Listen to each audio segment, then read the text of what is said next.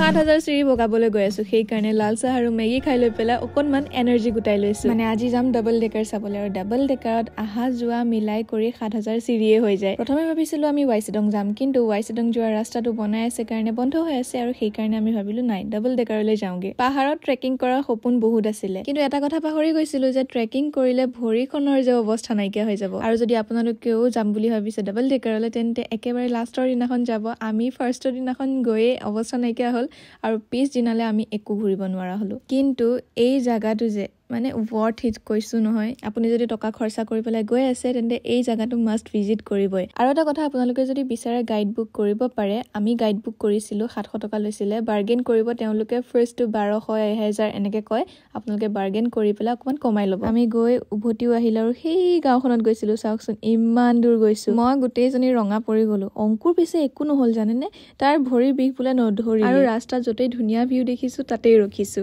এইফালে আমাৰ খৰিছো ৰাস্তাত যতে খৰি দেখিছো আমি লৈ আহিছো ইমান দাম তাত শেষত অংকুৰ ডান্স দেখুৱাই পেলাই ভিডিওটো সমাপ্ত কৰিছো আজিলৈ বাই লাভ ইউ অল